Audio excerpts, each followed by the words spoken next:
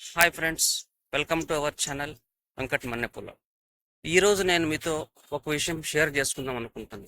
ఇంకా చెప్పాలంటే ఒక విషయం మీకు నేను గుర్తు చేద్దాం ఏమిటి అంటే, ఇటీవల కాలంలో మనం రోజు పేపర్ చూస్తూనే ఉంటాం కదా. ఏం జరిగింది? ముఖ్యంగా ఏం జరిగింది? ఒక రేప్ జరిగింది, లైంగిక దాడి జరిగింది, సామూహిక అత్యాచారం జరిగింది. అంటే గ్యాంగ్ రేప్. ఎక్కడ? కోల్కతాలో.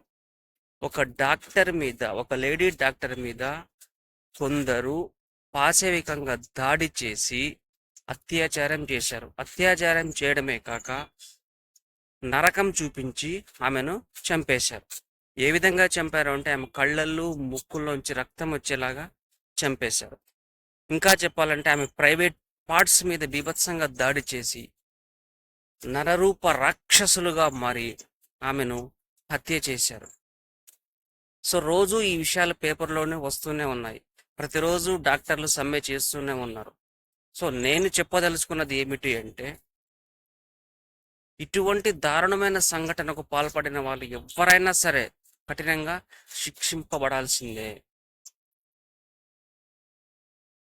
సో ఈ సంఘటన నిరసిస్తూ రోజు డాక్టర్లు సమ్మెలు చేస్తున్నారు, పేపర్లలో వస్తున్నాయి. బట్ నేను చెప్పదలుచుకున్నది ఏమిటి అంటే, ప్రతిరోజు మనం మొబైల్లో యూట్యూబ్ చూస్తుంటాం, షార్ట్స్ చూస్తుంటాం. ప్రతి ఒక్కరూ తమకు నచ్చిన పాటలు, తమకు నచ్చిన సంగీతము, తమకు వచ్చిన టాలెంట్ని చూపిస్తున్నారు. వెరీ గుడ్, చాలా మంచిది. బట్ కానీ ఒక్క వీడియో ఆ హత్యకు గురై లైంగిక దాడికి గురైన డాక్టర్కు మద్దతుగా, ఆమెను అంత దారుణంగా చేసి చంపేసిన నిందితులను కఠినంగా శిక్షించాలని కోరుతూ ఆమెకు మద్దతుగా ఒక్క వీడియో చేయాలనేది నా విన్నపం.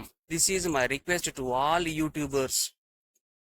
ఎవరైతే యూట్యూబ్ చేస్తుంటారో, రీల్స్ చేస్తుంటారో, తమకు నచ్చిన పాటలు అన్నీ చేస్తూ ఉంటారు, అటువంటి వారు, ముఖ్యంగా మహిళలు, ఆ డాక్టర్కు మద్దతుగా నిందితులను శిక్షించేలా ఒక వీడియో చేసి యూట్యూబ్లో అప్లోడ్ చేయండి.